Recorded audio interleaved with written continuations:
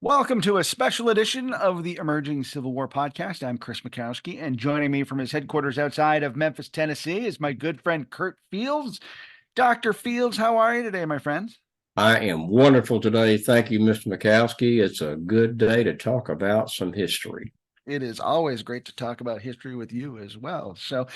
We've been working on a special biography about Ulysses S. Grant for the Emerging Civil War series. And as part of that, Curt has been donning his persona as Ulysses S. Grant to talk about different phases of Grant during the war. So today we're going to be joined by General Grant, and he's going to talk a little bit about his time at City Point during the siege and campaign around Petersburg, Virginia. So, with that, Curt's going to switch hats, and I'm going to welcome General Grant to the podcast. General Grant, thanks for being with us again today. It is good to join you here from the library and the executive residence. And I should like very much to talk about history and what we did at City Point and Petersburg for a very long siege, and a bit to backtrack a bit. I never backtrack, but at least I will talk about it. What led up to the siege on June the 18th of 1864. How we got to where we were. Very good, very good. Because when we last spoke, we had gone all the way through the interior of Virginia. We found ourselves at the gates of Richmond. We had talked about the battle at Cold Harbor, and now you're starting to look across the James River.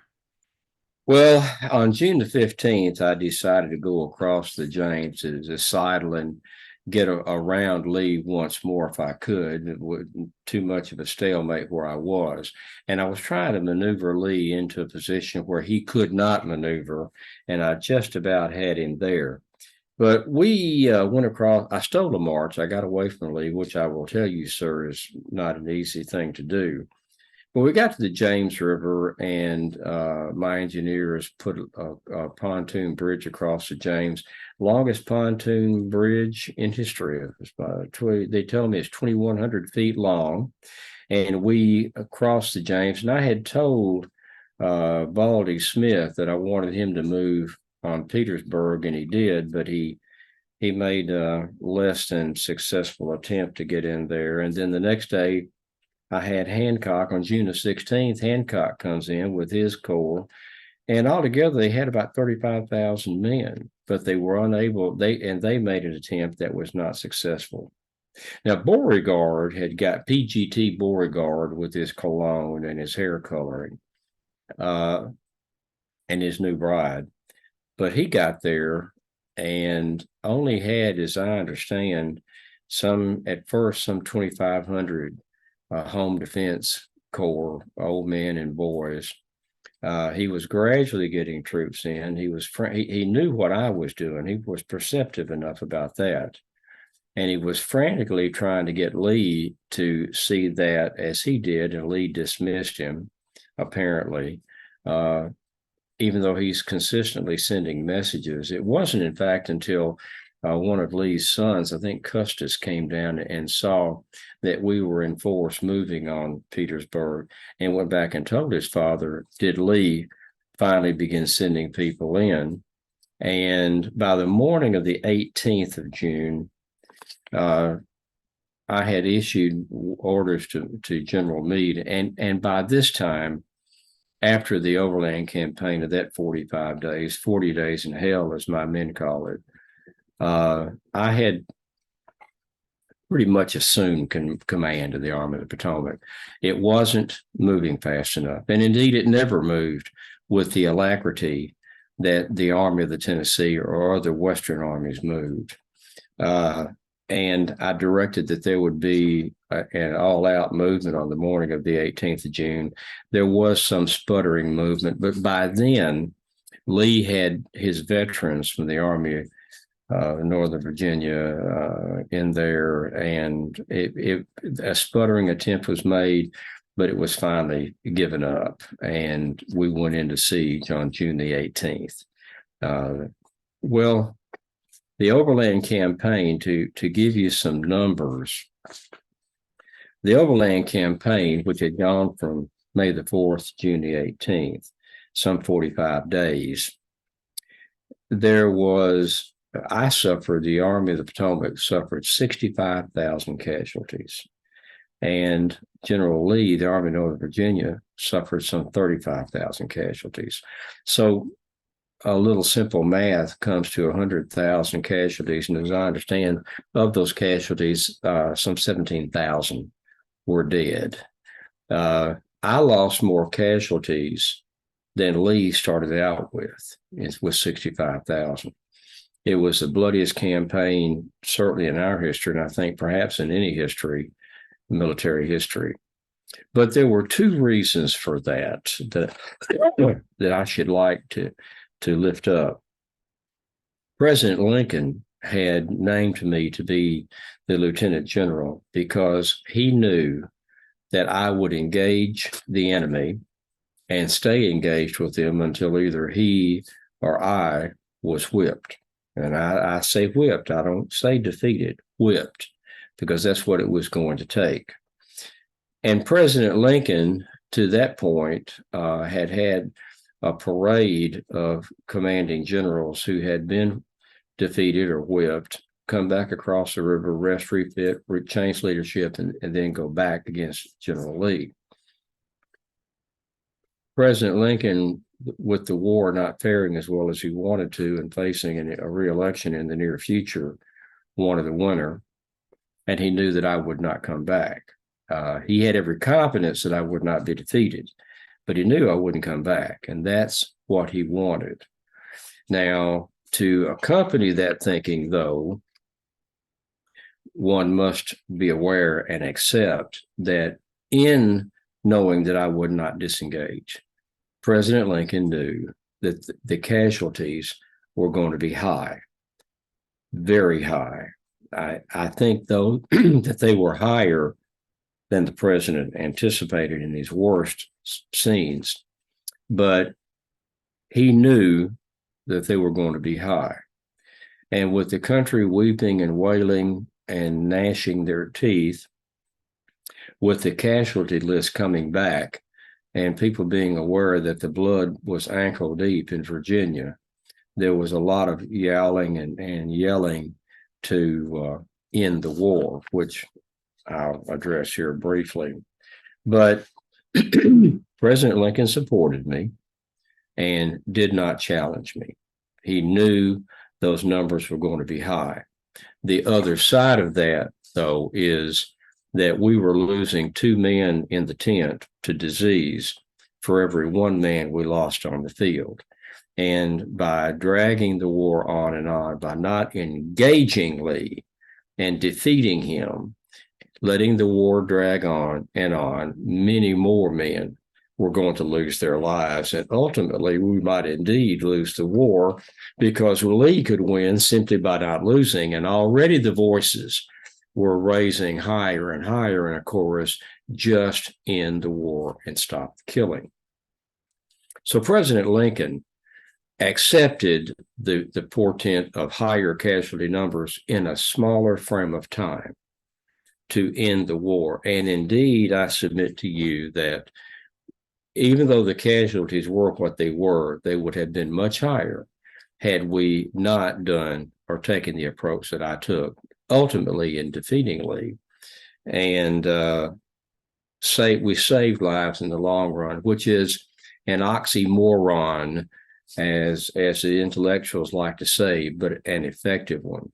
So at the end of some 45 days on June the 18th, there were 100,000 casualties between Lee and myself, and we went into siege. Now, on the 15th, as we had crossed that river, the James, I went over to City Point where I was going to establish my headquarters, which I did. There where the Appomattox and the James rivers meet. I understand it's the deepest where the James River, the deepest part of the James River. I didn't look into that matter, but that's where City Point was.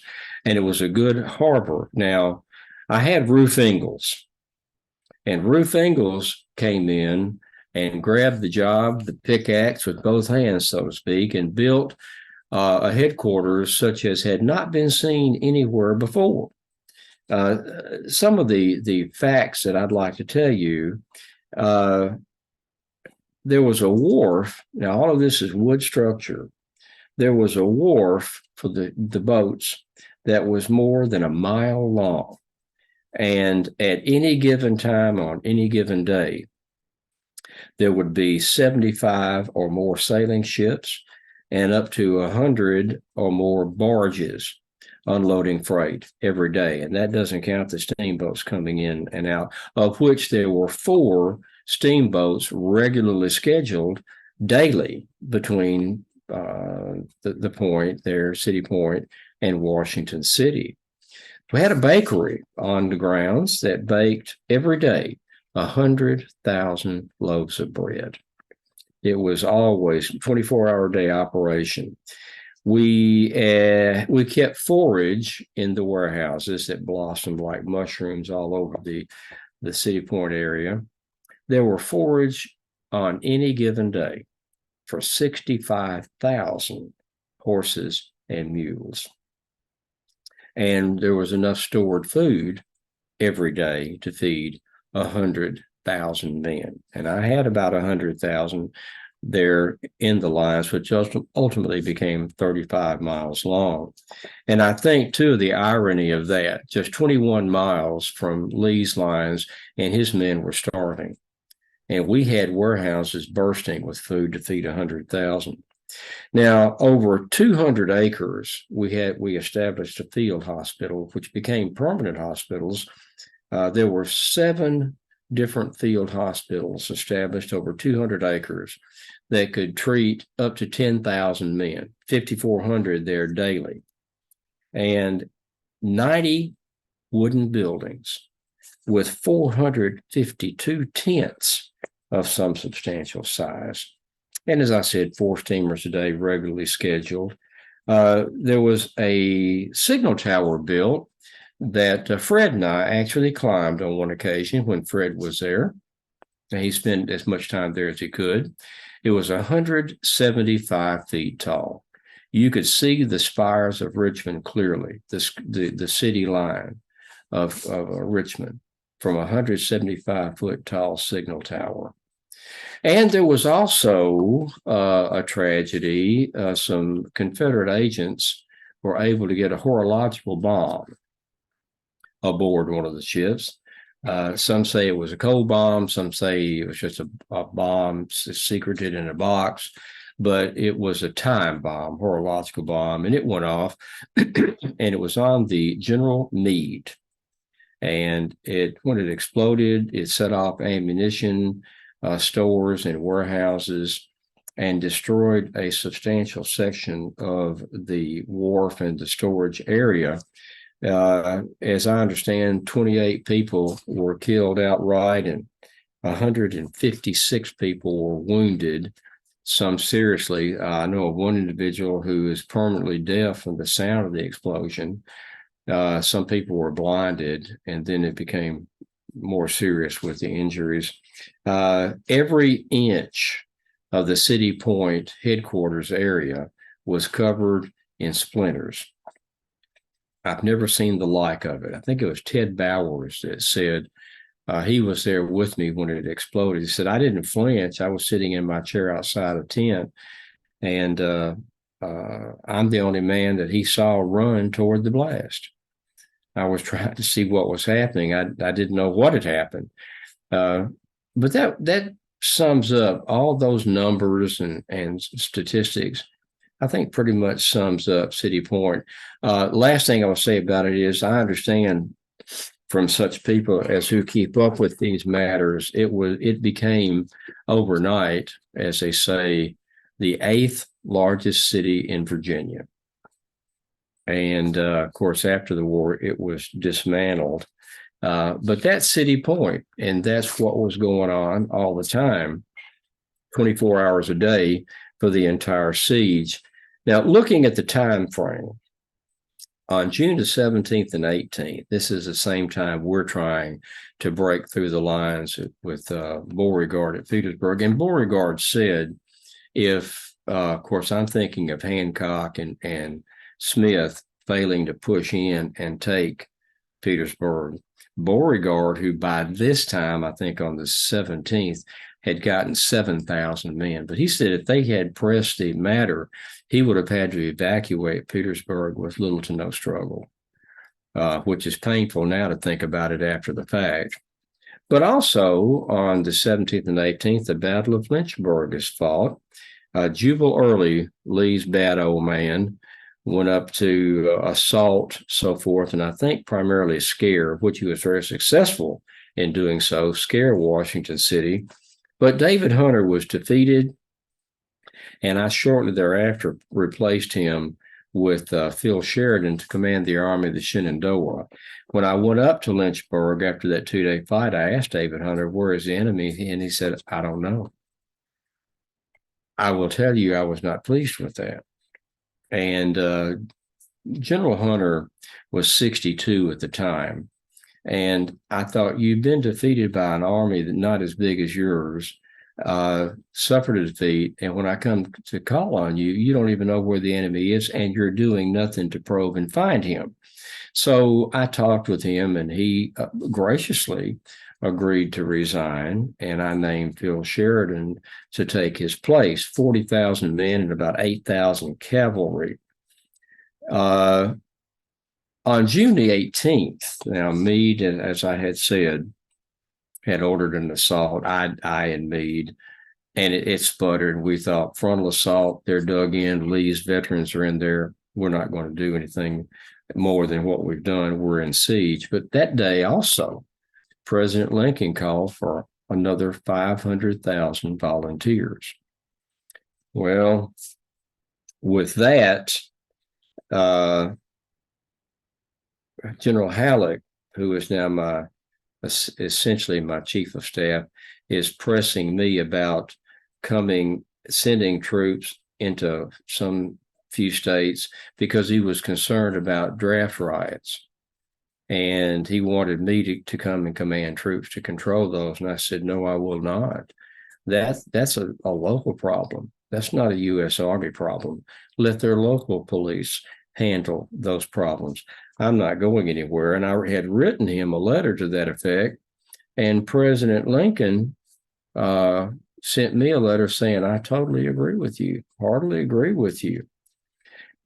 On June the 20th, as all the activities are swirling about City Point and across Virginia, President Lincoln dropped in for a visit, and he was there for a couple of days, surprised us. I was glad to see him. He had Tad with him. He really, really enjoys sitting around the fire and telling jokes. He doesn't drink, but in fact, in that event, when he was there 20th, 21st, one of the officers there offered him some champagne. He said he wasn't feeling well, had a headache, I think, and offered him a glass of champagne. And the president said no. He said, well, it'll help you feel better and get over the seasickness that you're suffering from coming down on the boat. And Lincoln replied, he said, well, I've seen a lot of men on dry land after drinking that are a lot more seasick from having drunk so much of that. So I'll pass on it. Thank you very much. But he and Tad visited. And on the 23rd, he went back to the White House. Now, on June the 25th, something that became of note later there near the Confederate lines, some miners who had been miners in Pennsylvania, the 48th Pennsylvania, they approached General Burnside about digging a tunnel under rebel lines. Burnside liked the idea. He took it to Meade. Meade didn't like the idea. He took it to me, and I said, I like the idea. I'd had success with tunneling and bombs underground in Vicksburg twice. I hope to be more successful strategically with an explosion at the crater than I was in Vicksburg. But I subscribed to the idea, and it went back down the chain of command. And on June the 25th, they began digging the crater, the tunnel to what became the crater. It was ultimately 511 feet long, 20 to 25 feet underground. And at the hammerhead end of the tunnel, the two chambers were placed 8 100,000 pounds of gunpowder. But they're busily digging that. And while they're digging that, who's going to make the assault? Well, there are a lot of USCT colored troops that are there. And it's decided that Edward Ferraro, General Ferraro, who had been a dance instructor at West Point, now is a general, is picked to train them. And they began training with a will, with the plan, go in, don't go in the crater, go around the crater from Elliott's battery and push back into Petersburg. And it was anticipated we could take Petersburg in a rush.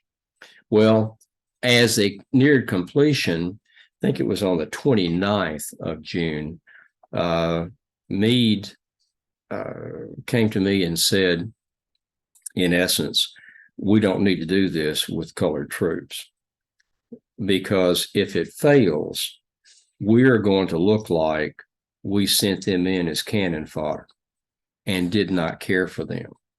So at the very last minute, and I agreed with him, at the very last minute, we switched the colored troops from being the spearhead and went to other troops. And for whatever reason, Burnside had his commanders draw straws to see who would lead the troops into the crater.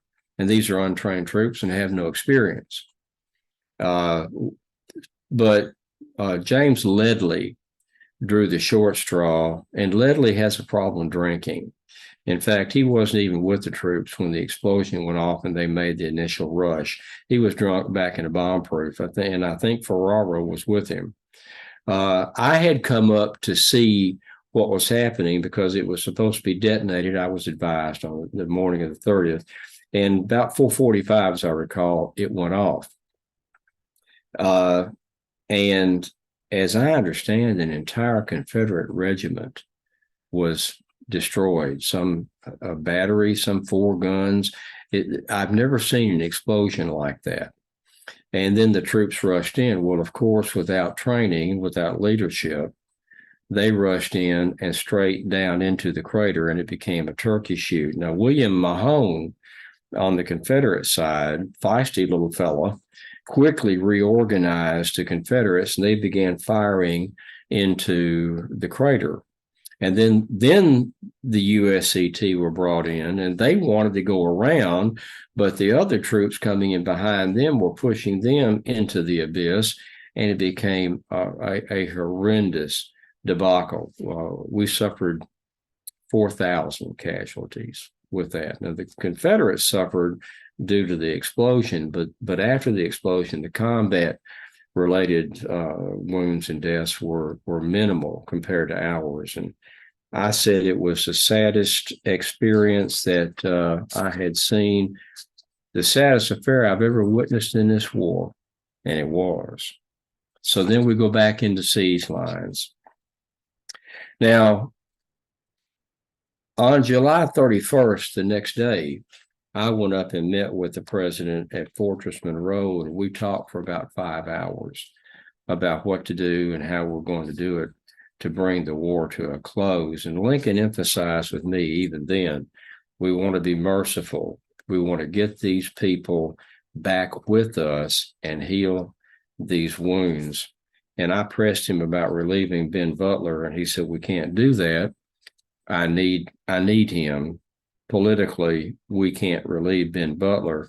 And Butler and Baldy Smith are rubbing together like flint and stone, and I'm thinking I may have to separate them.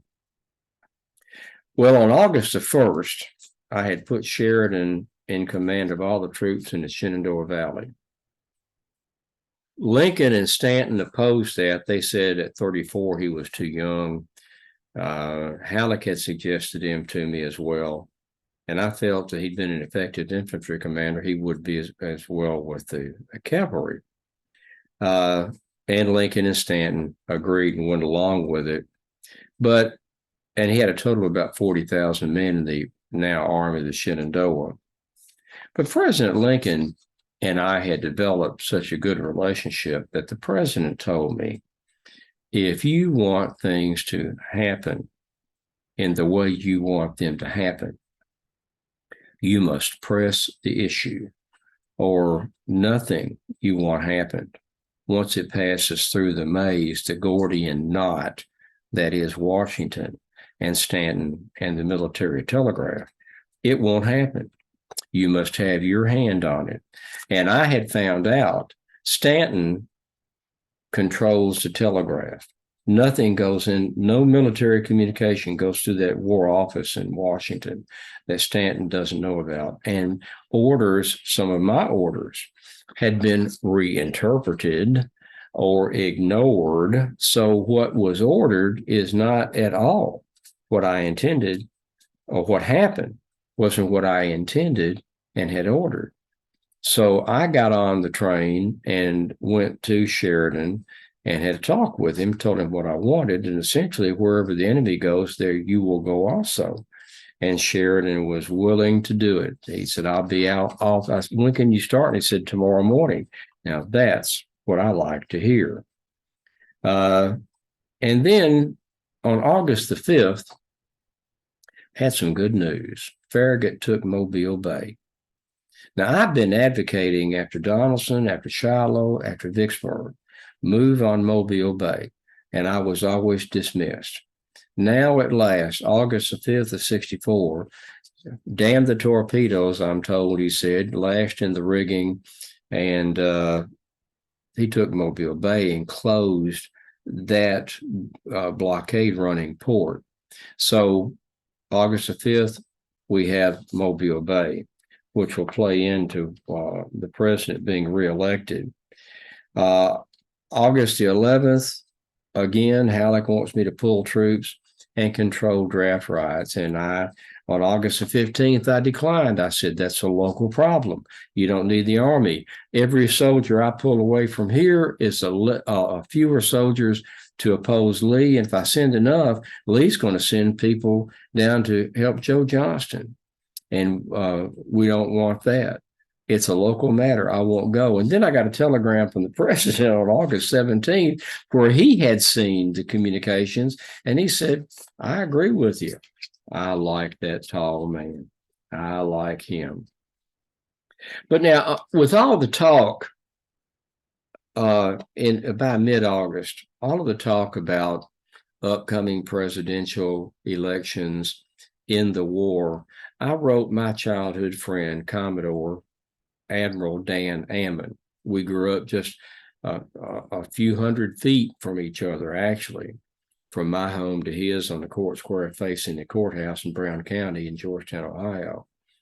And in part, I wrote this to Dan Ammon about peace settlement for the war. And I said, it would be but the beginning of war. The demands of the South would know no limits. They would demand indemnity for expenses incurred in carrying on the war.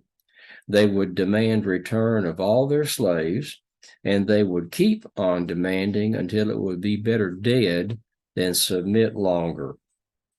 And I wrote that on August the 18th. Well, on September the 3rd, and part of the Democratic platform says on August 29th, they had their convention in Chicago, and they nominated George McClellan to be their candidate, their peace candidate. So even before they had their convention, I had written what I did to Dan Ammon. They nominated on August 29th McClellan, and part of the Democratic platform says, and I think this is worthwhile to read, one sentence: immediate efforts be made for a cessation of hostilities with a view to an ultimate convention of the states or other peaceable means to end that at the earliest practicable moment, peace may be restored on the basis of the federal union of the states. Now, McClellan, I understand, denies that he was a peace candidate, but it was in the platform at the earliest possible time of cessation of activities.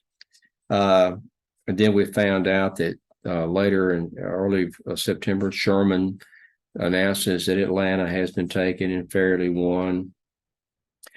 Now, September the 16th, Sheridan is kind of stalled. Now, Jubal Early's in the valley. Sheridan is stalled a bit, and the president tapped me on the telegraphic shoulder and said, could we perhaps add a regiment to Sheridan and perhaps move against Early and secure the Shenandoah Valley? And I took that as a hint and got on the cars and went to visit with Sheridan and met him in Charlestown, West Virginia, to urge an attack on Early. And I had plans, of course, but when I sat down with Phil, little Phil, of course, he hates it when I call him that, but we have almost a father-son relationship. And I asked him, before I gave him a plan, this is what I want you to do. I asked him, how would you handle this? What would you do?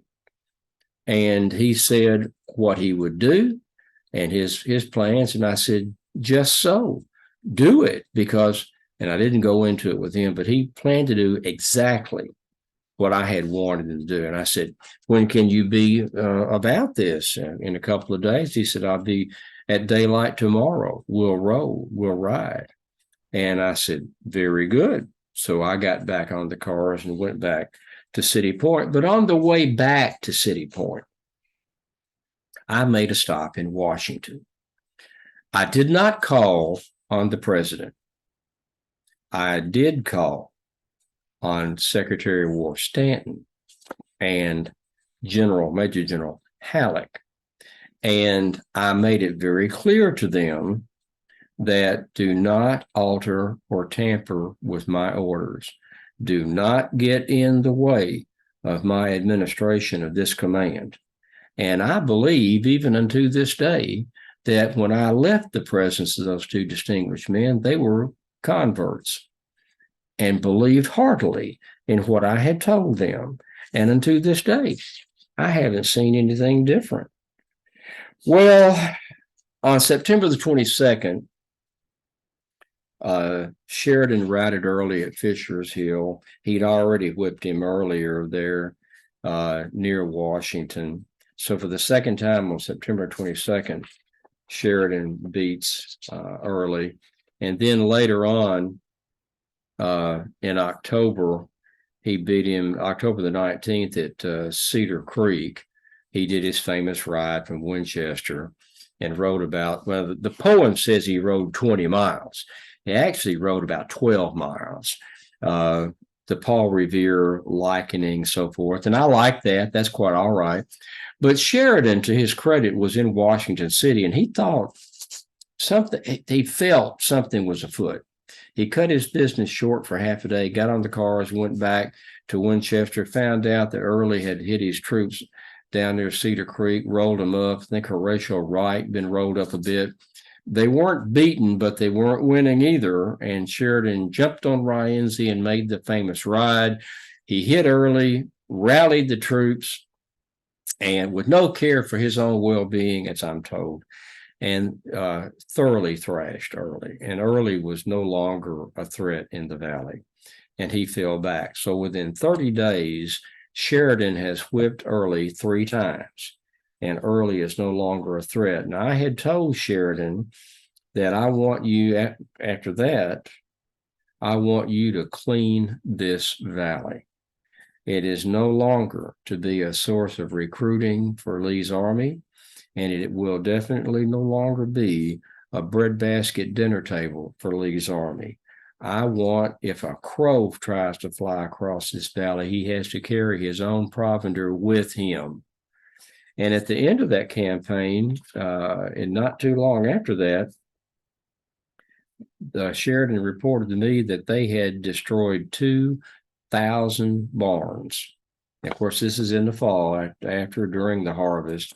He had destroyed 2,000 barns that were full of harvest and 70 mills with all of their content of wheat and flour. He did indeed lay waste to the valley.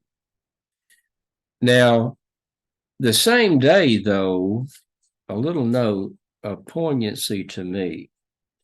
On, excuse me, on October 19th of 64, as early as being whipped at Cedar Creek, rather,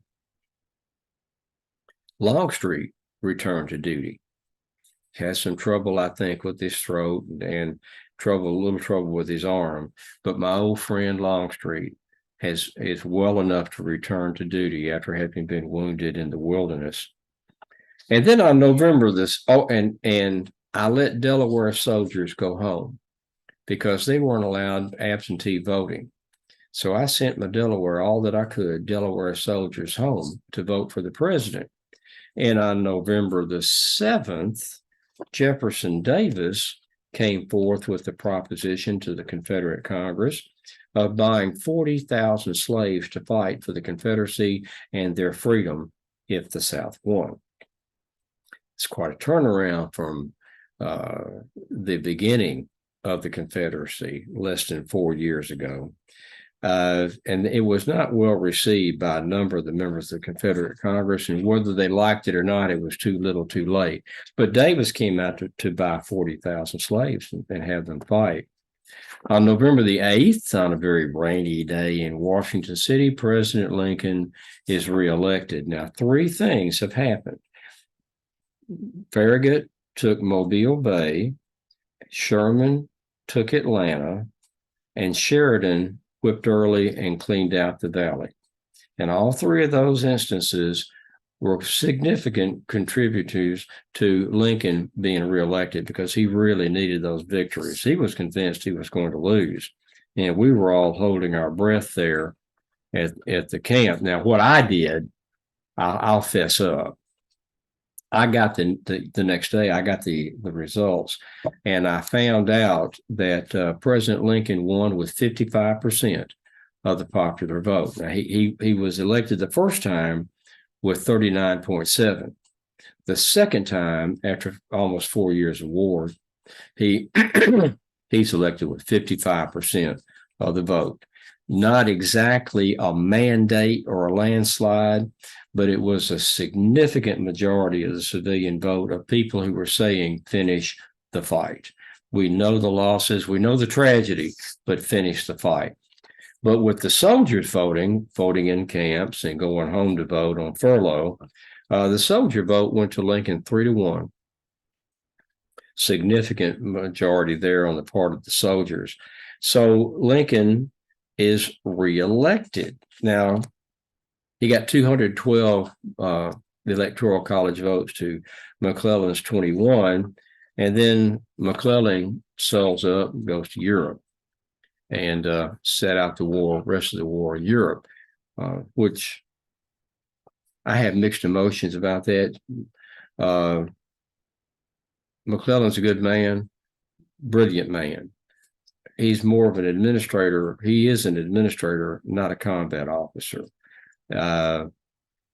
So it might be well he's not in a combat command. Well, after the president's elected, Sherman has been in Atlanta, mop-up operations and getting ready for the next move. Can't stay idle. And he proposed to march to Savannah, Georgia, march to the sea. And he's got about 120,000 men. But he proposed to split the army. Now, in late August, I think on November the 25th, well, Sherman on the 16th headed for Savannah, and Hood had crossed the Chattahoochee back on September 29th. Hood had gone north, and he felt that Sherman would be forced to follow him. And Sherman's attitude was, bah, he can go where he pleases. I'm not going after him. Well, I think upon more examination, Sherman decided he was going to split his army and with George Thomas send them up to the northwest into the Tennessee area to counter Hood, and he was going to go to the sea. Lincoln was opposed to it, and Halleck and Stanton and I were all opposed to it. I'd love to say I was fully supportive, but like he was opposed to me about Vicksburg, the same thing, but on a much grander scale, was going to the sea from Atlanta. I was opposed to him, but he convinced me that he could do it and that George Thomas could handle Hood, whatever military shenanigans Hood might get into. I had made the observation about Hood. No, General Lee made the observation about Hood when Joe Johnston was replaced by Davis with Hood. He said Hood is a lion's head, a lot of lion and no fox. And I think that's key. A lot of lion, but no fox. And Hood busily worked daily after his appointment to command to demonstrate just that. Well, Sherman leaves with his 60,000 plus, a trail, as we all know now, 60 miles wide, about 285 miles long. And he's gone the better part of a month. And 285 miles, as it turned out, on the march to the sea. But on November the 25th, George Thomas telegraphed that Hood's army was at Columbia, Tennessee, which is just southeast of Nashville, Tennessee. And of course, the fear is he's going to punch across the Cumberland River and go into Ohio, Kentucky, Ohio, and take the fight back north. I wasn't concerned particularly about that. But what did concern me was that George telegraphed that he was outnumbered and he had no cavalry. Because going back to Chattanooga, all his horses are dead or starved. I think he said he had one horse that looked like it could have been on a carousel, a circus horse. That's all he had. So we were trying to get cavalry to him. And then on November 30th, Hood wasn't waiting. He attacked John Schofield at Franklin, Tennessee, in a desperate attack, and Franklin is about 20 miles south of Nashville. Hood lost 7,000 casualties, 12 generals, and 6 of them were dead in one day. It's probably the worst defeat, if not the worst, one of the worst defeats that the Confederacy suffered. And then I'm trying to get Butler. Remember, I'm a general-in-chief. I'm trying to get everybody working together. And Butler, I want to close Wilmington, North Carolina. It's the last port for blockade runners, and about 30 miles upriver is 30 miles or so upriver from Fort Fisher. Fisher's on the coast. Well, Butler is going to take Fort Fisher, and he's got some idea that he's going to get thousands and thousands and thousands of pounds of black powder, put them on a barge, push it up to the fort there at Fort Fisher and blow it up. Well, it didn't work out like that. He tried a couple of times. Finally, when it got up there, it blew up. It did no damage to Fort Fisher. On Christmas Day, we were going to go in and try to take it, but Butler got there and he turns around and comes back and didn't attack Fort Fisher at all. Well, I wasn't happy about that, and that's when I decided that I'm going to have to relieve Butler. And at that time, the president agreed. He'd won the re-election. So he said I could dismiss Butler, and I did replace Butler. And I'm also dealing with George Thomas in Nashville going into December 8th, 9th, 10th, up to about the 15th. On December the 7th, I told Secretary of War Stanton that I wanted to relieve George Thomas if he doesn't attack immediately. Well, Stanton, he was non-committal on that. But General Halleck sent me a telegram. He said, you may do so if you wish, but nobody around here supports that idea. No one here wishes Thomas's removal. Now, I'm going back and thinking to Thomas's reticence, as I view it, to move. Thomas is a perfectionist. He's got to have all his set pieces on the board. He won't move until he's assured of success. And I'm telegraphing him, move, you've got to move. And if you don't move, we'll have to be replaced. And he replied to me, if you see fit to replace me, then replace me. Well, I sent Blackjack Logan. John Logan had come to visit me from leave from Sherman's army of the Tennessee at City Point. And on December the 13th, I ordered Logan to go to Nashville to replace Thomas.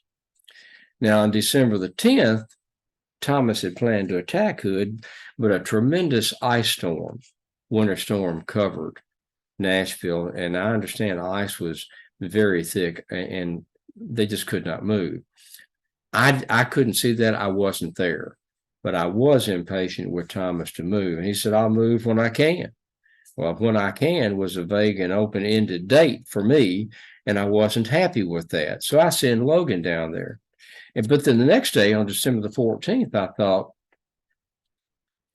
for something as significant as this, I owe it to George that I'm going to go down there and replace him in person, tell him you're being replaced. But then when I get on the cars, the boat, go to Washington City to get on the cars to go to Nashville, Tennessee, I find out that Thomas has attacked on the 15th and destroyed Hood, effectively destroying him as a fighting force.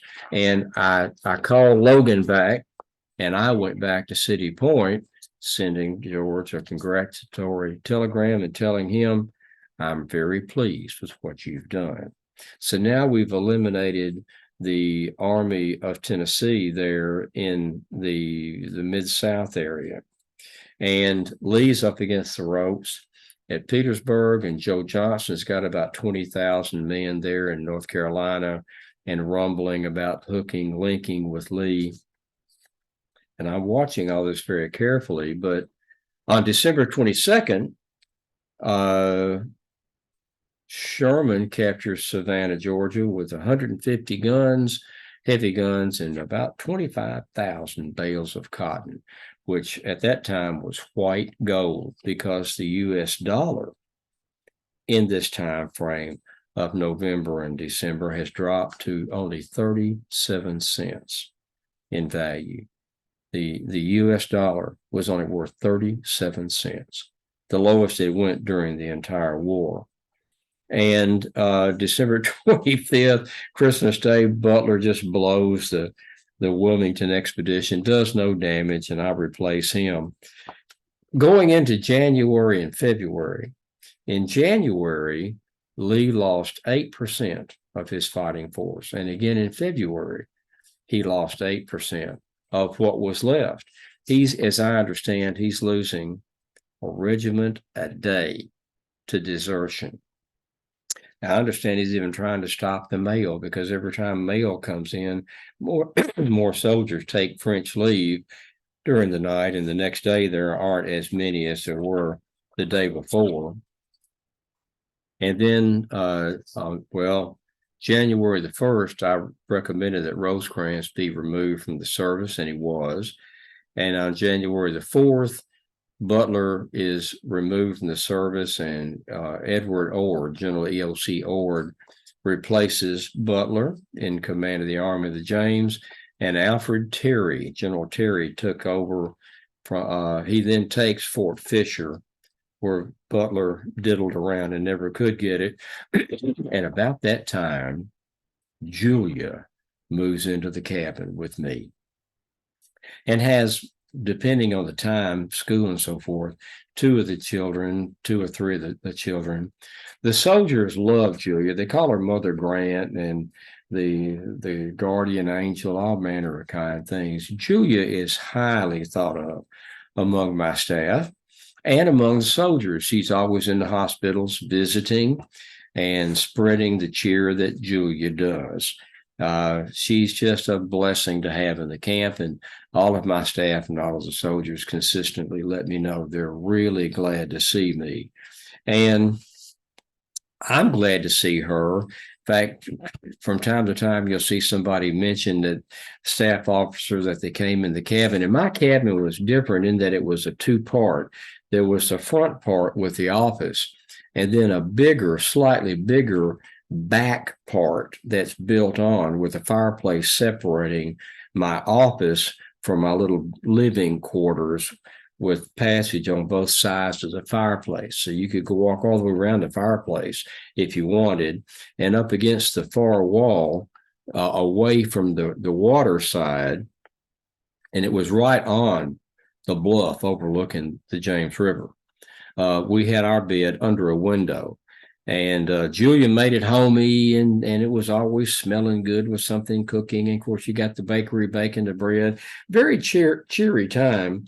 And one of her friends had written her a letter and said, "Don't you find it a hardship to be there in that camp with all those thousands and thousands of soldiers and the stevedores and the sailors and a mile-long pier, all the hoisting and shouting and winching and everything going on 24 hours a day?" And she said, "No, not at all.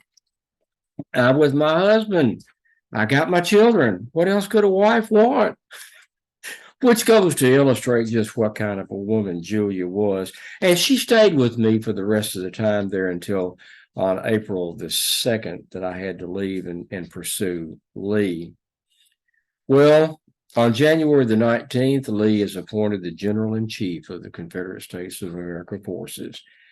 When I found that out, we all read the papers, and Lee and I both are reading the papers to see what the other is doing. I thought about sending Lee a congratulatory telegram, but I thought, no, perhaps not. I thought that's too little too late, Lee. But January the 19th, he becomes the General-in-Chief of Confederate forces. And he and I, therefore, are of commensurate rank. I'm General-in-Chief of the Federal forces, and he of the so-called Confederate States forces. Now, on January the 22nd, Lee issued a statement to the Army to try to pump them up and boost their morale. I don't think it did much good. On January the 31st, the 13th Amendment is passed by Congress and then submitted to the states for ratification, and it was ratified on December the 6th of 1865. It's a tragedy that the president wasn't there for it to see the passage, but on January 31st, it is ratified in Congress. February the 1st, Sherman goes into North Carolina. And on February the 3rd, something that's not talked about much, the Confederate Three-Man Peace Commission. Now, they had approached us, Alexander Stevens and two other, a judge and someone else, I don't recall their names, appealed to Lincoln to talk about a peace, ending the war. Lincoln at first said no, nothing doing, but he finally changed his mind and said he would at least meet with them. So on the 3rd, he met with them on the River Queen up at Hampton Roads, and they met for about 4 hours, and it was stipulated no notes be taken, just conversation. Lincoln maintained one country, no slavery. They couldn't agree to that, and they went back home empty-handed. But they had spent several days at City Point with me, and I put them on a boat on there in the harbor, and I gave them free reign of the camp, no security on them, no one following them, and they got to spend a few days in our camp, and I think they were most impressed with what they saw. On February the 21st, something of a happy note, Robert Lincoln joined my staff as a captain. I was glad to have him. He was bright, sharp, graduate of Harvard, and he was a wonderful greeter and escort. Yes, he was kept out of combat, but once we left that and went on City Point, went on the campaign to pursue Lee, he was as subject to danger as any of the rest of us. which greatly displeased Mrs. Lincoln. But Robert joined me on the 21st of February. Sherman's in Columbia, South Carolina by then.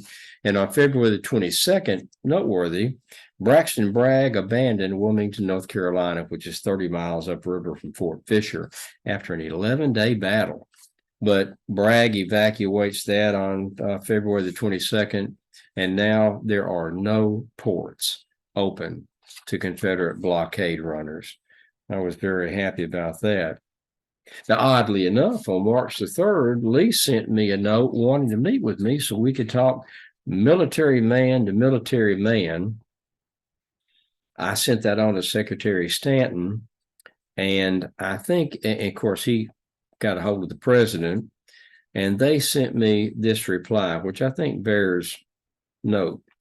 The president, from Secretary Stanton, the president directs me to say that he wishes you to have no conference with General Lee unless it be for the capitulation of General Lee's army or on some minor or purely military manner. He instructs me to say that you are not to decide, discuss, or confer upon any political question. Such questions the president holds in his own hands and will submit them to no military conferences or convention. Meanwhile, you are to press to the utmost your military advantages. Well, I clearly got that message.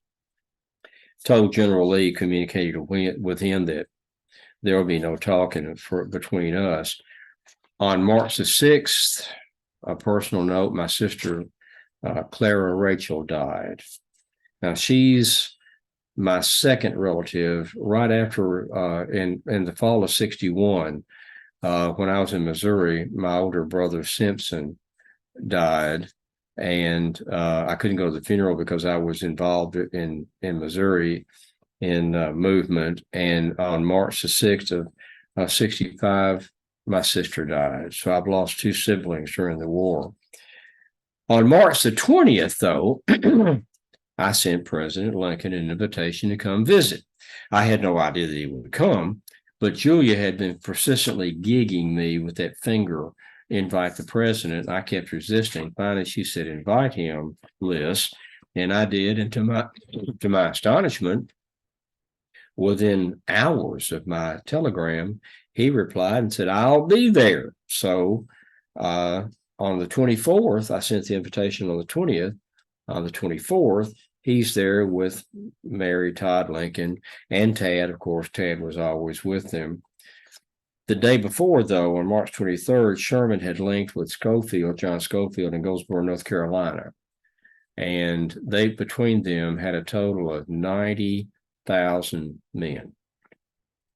Now, Joe Johnston had, I understand, about 20,000 in the area. Now, on that 285-mile march to the sea, Joe Hooker and some cavalry had tried to resist Sherman, but they just brushed him out of the way and pretty much ignored him. But now in North Carolina, John Schofield and Sherman have got 90,000 men. And when they join up with me, if that should happen, which I don't want it to happen, that'll be key in just a moment.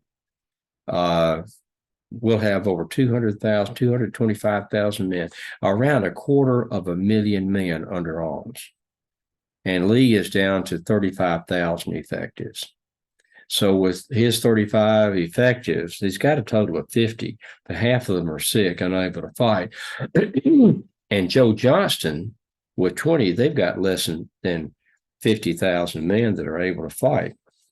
But Lincoln joins me on the 24th.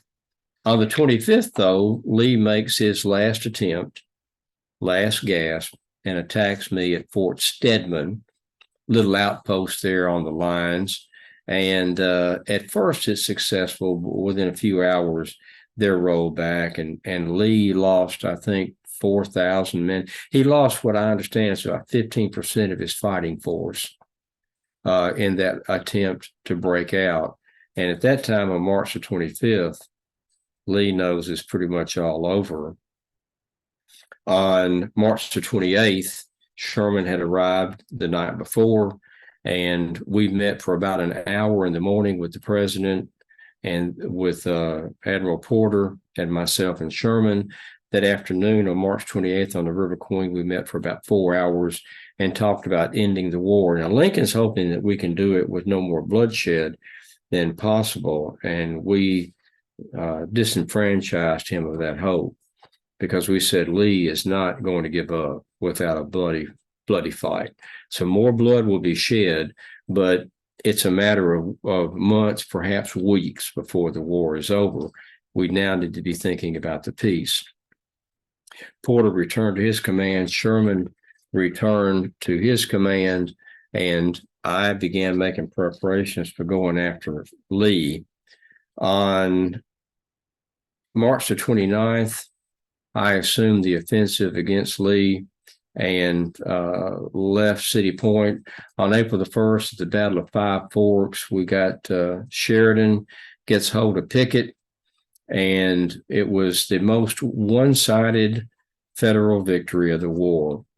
Sheridan lost 634 men, and Pickett lost more than 5,000. I think the numbers may be closer to 6,000, and some of his generals, and Pickett loses the vital Five Forks area, and the push is on. But Gouverneur K. Warren is replaced, to my relief, and Sheridan's great relief. He didn't think Warren moved quickly enough, and frankly, I hadn't either. And so he's replaced with my approval. The April the 2nd, we pushed and took the railroads going into the last rail going into Petersburg, and Lee evacuated Petersburg and Richmond on the 2nd. And a siege of 293 days is brought to an end. Lee had sent a telegram to Jefferson Davis that day and said, I'm going to evacuate today, possibly tonight, if I can hold out that long.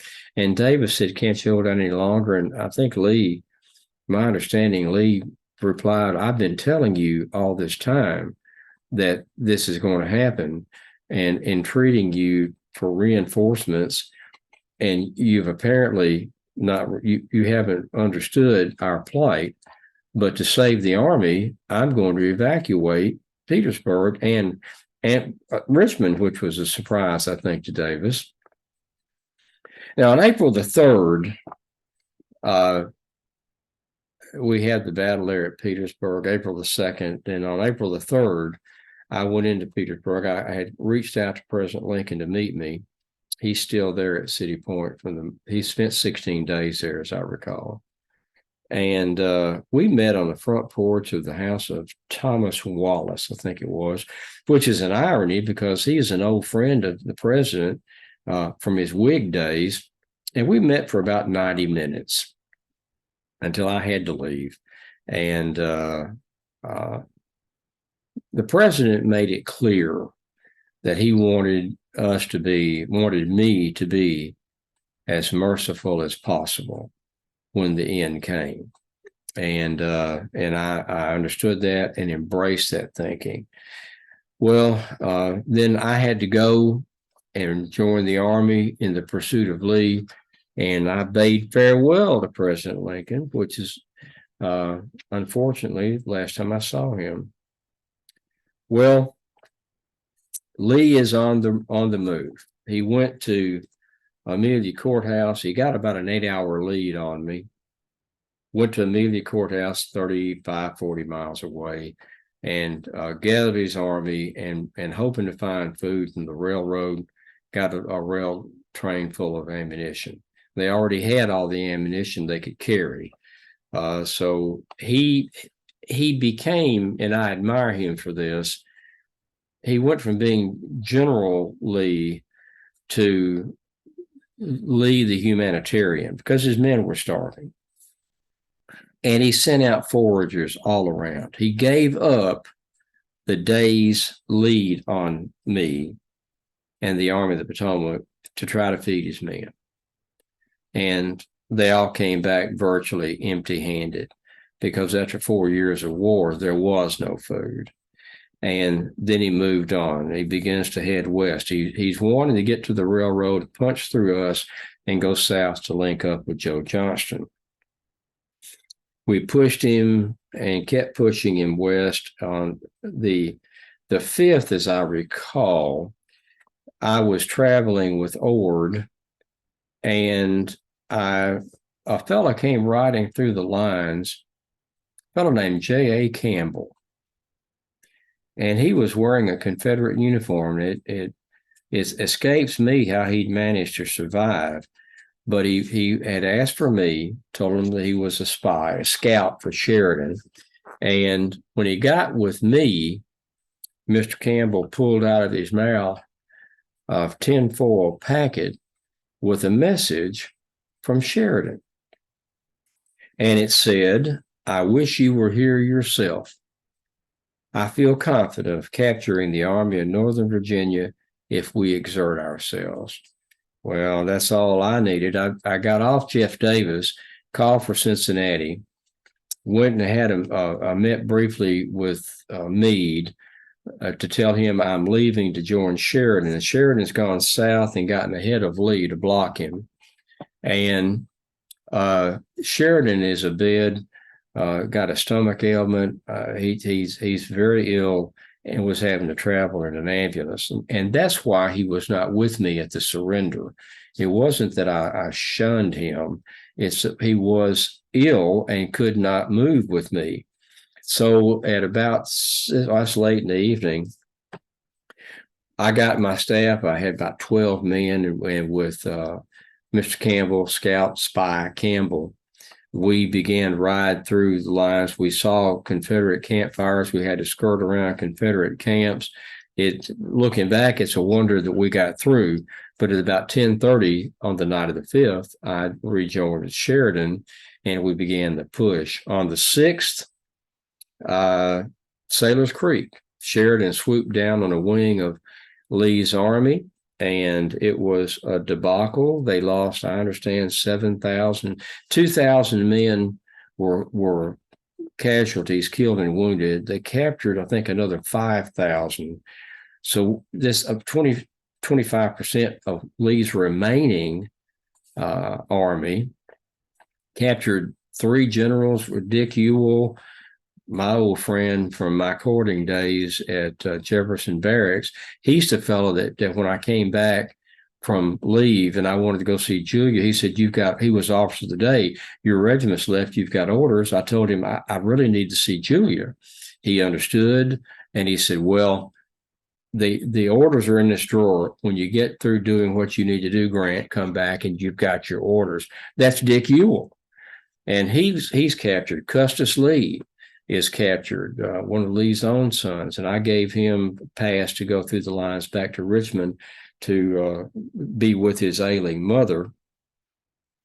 And then we pushed on into Farmville. And Lee's following the railroad, and he's hoping when he got to Farmville, Virginia, that he could there were 7 trains of food at Appomattox Junction, not Appomattox Courthouse. It's 2 or 3 miles away. The village is separated from the town, the rail junction. Well, Sheridan found out about those cars, and he and Custer bolted into Appomattox Junction. They captured 4 of the trains, and 3 got away. Lee doesn't know this yet, but when he's in Farmville, I was right on his heels, right on his spurs, and his rear guard is skirmishing with my advance guard as we go into Farmville. I went to the Prince Edward Hotel there on the little main street, and the owner of the hotel was a tall, spare colonel, Confederate colonel, and he had asked to see me actually the next morning, and he said, when we were marching through here past this hotel, which my family owns and we built, I realized I'm the last man in the regiment that I raised here, and I'm home. So I'm going home. And requested to be presented to me to explain his status. And I said, as long as you obey the laws in force here and don't take up arms again against the United States, you will not be disturbed in your person or your property. So I wrote a letter to Lee, and on the evening of the 7th, and said, essentially, don't you think it's time? Lee replied late that night, actually early in the morning of the 8th, said, no, I don't think so, but what are your terms? I replied on the 8th, I don't have any terms. I can't treat for peace. The only terms I've got are lay down your arms and don't take them up again, and unconditional surrender. So now all the time this is happening, Lee has gotten to Appomattox Courthouse. He's got a camp set up. Longstreet's guarding the Long Bridge to their rear. And I'm coming from the west or the east toward the west.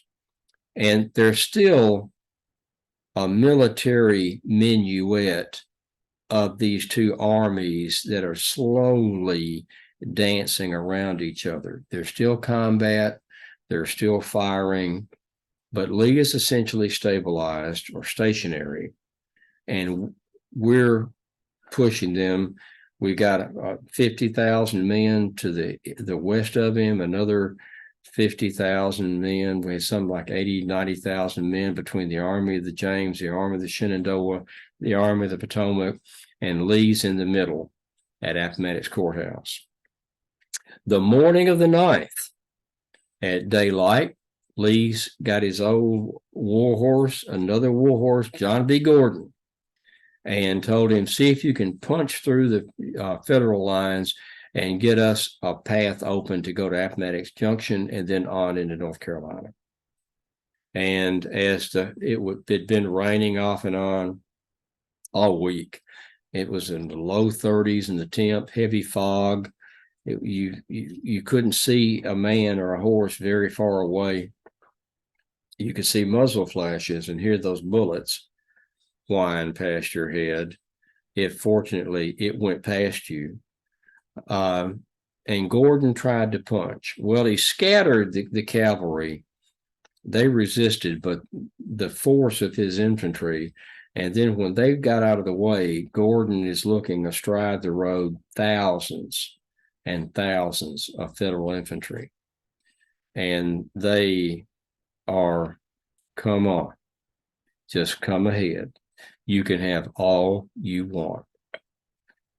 And Gordon sent a message back to General Lee that my army is fought to a frazzle, and unless you can send some help, we can do no more. And at that time, Lee said, well, I've got to go see General Grant, although I'd rather die 1,000 deaths. And Longstreet, my good friend, told him two things. He said, Grant will give you good terms.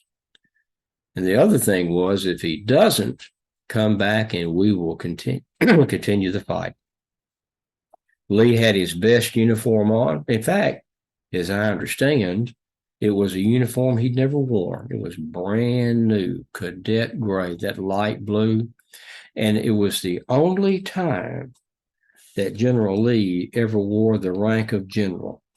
He had the wreaths around the collar, the stars on the collar. The only time he ever wore that rank. It was when he went to the Wilbur McLean house, who did not want us to meet there. And I caught up with Sheridan on that knoll, looking down that long road, almost a half a mile, at the McLean house and the small village scattered around behind it. And I asked him, where is he? And Sheridan said, he's down there in that house waiting for you. I got there about 1:30, as I recall. And I said, then let's go meet him. Rode down there and got there about 1:30 or so. General Lee had been waiting for a while. Now, I stressed what he had on because I must tell you what I had on. Now, Lee had on a brand new uniform he'd never worn, as I said. He had a brilliant white shirt, and I still marvel to this day where he found anything that white at that time in the war. He had a jeweled sword that had been presented to him by a doctor in Baltimore, and he had it with him. Now, Longstreet had asked him, his staff had asked him, why are you dressed so? And he said, well, I expect to be General Grant's prisoner, and I must look my best. Now, he looked like Mars, the god of war. Remember on the 5th, now, 4 days ago now, I left my van and personal items to leave and go join Sheridan. So this is a nice. Now, I have not bathed, not changed my clothes, no, not even my underclothing, in nearest I can reckon is 6 days. I was absolutely filthy. My hair was so filthy, it looked like it would have been painted on like a doll. My uniform was spattered with mud, coated with mud. Indeed, when I got the note at 11:50 that morning, I was in front of Walker's church when Harry, I think his name was Harry Pease, Lieutenant Pease, found me with the note that Lee wanted to surrender. I had the decision to make. Now, I could send runners back and try to find my van, which is back yonder, wherever that is, somewhere, and bathe and wait for them to find a uniform such as I have now, commensurate with the occasion. Or I could stop the killing. I thought about it for a moment and thought, I have no choice. I must go meet General Lee dressed as I am. And then my staff of 12, as I recall, we had 12 men.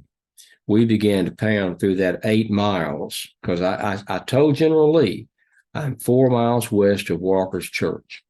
Walker's Church is 12 miles west of Appomattox Courthouse Village. So I had an 8-mile ride through a very muddy Virginia countryside, and we were about in a hurry. So when I went up those steps to meet General Lee, I was coated with mud from my greasy hair to my spurs. And I walked in the room. General Lee said nothing, took no note of it. We shook hands, made some small talk. He finally said, we need to be about business. It was a little stiff, but genial. Said he remembered me, but couldn't remember what I looked like. And I thought it was just being polite, but I said, well, I remember you. And then I thought about my attire, because the only time I'd met General Lee was in the Mexican War when I reported to General Scott. Lee was as I understand, his chief of staff then. And Lee told me, you're a mess. You're disgraceful. I was in civilian clothes, been on a spy scouting mission. He said, go back to your quarters and put on an appropriate uniform. Oh, he scoured me good. And then I thought, here I am later, look at me now. But I gave no more thought to it. That's all I thought about it. In the negotiations that we talked about, 2 things I would tell you. First of all, when he wrote the penciled notes, conditions, which is only consisting of, I think, 187 words is all I wrote. I think it's 3 paragraphs. And he put on his glasses and reviewed it. And he said, you left out a "the." And I thought, ever the General Lee, ever the perfectionist. And I smiled and said, let me have it. I put the little carrot and put a "the" and gave it back to him. And we worked out the issue of horses and so forth. And then he wrote out his acceptance, which was, I think, 57 words. And what I would have you know is when we began to write it, I think it was Ted Bowers was going to write it, and his hand was shaking. And he said, I can't write this. So I had Ely Parker, my Seneca chief, secretary, now Colonel Parker, on my staff, who has a fine hand, and I gave it to him to write the ink copies. Well, Colonel Parker said, General, we're embarrassed. We don't have any ink.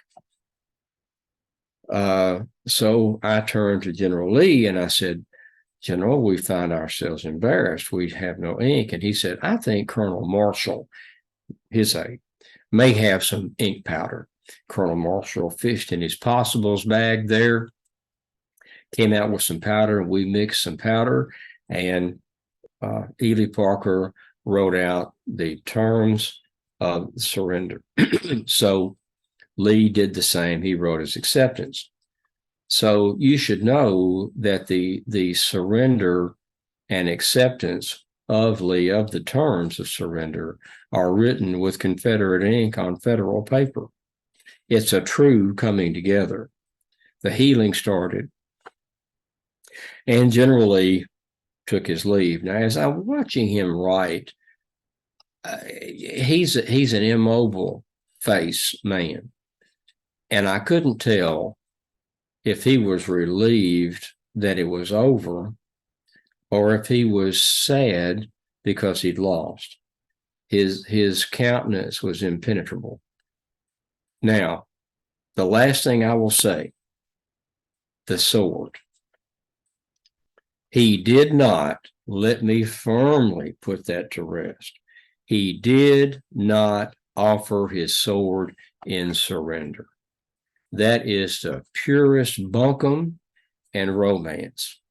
I didn't have a sword. I didn't have hat cords. I didn't even have spurs on.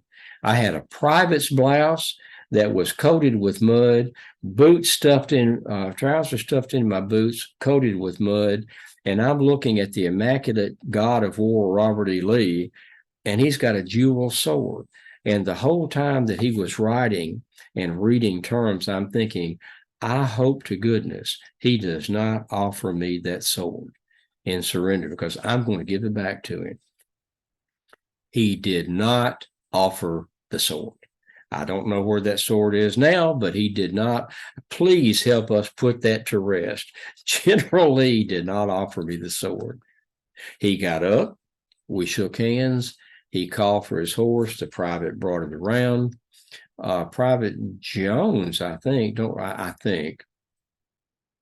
And the only thing he did, and I don't know if it was a show of emotion, he smacked his right hand into his, pulled his gloves on, and smacked his right hand into his left 3 times while they were waiting for Traveler to be brought around.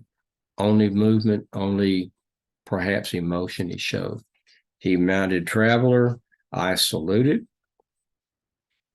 All my staff was on the porch. They all saluted, and I lifted my hat. And they all lifted their hats. General Lee lifted his hat in courtesy, put it back on his head, reined Traveler around, and rode out the gate past that white picket fence back to his camp. And essentially, the war was over.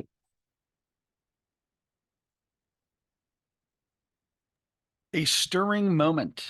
I'm going to ask that maybe we get together one more time and just sort of unpack that immediate aftermath in our next conversation, because I know the two of you do get together and talk about things, and everybody has to get sent off.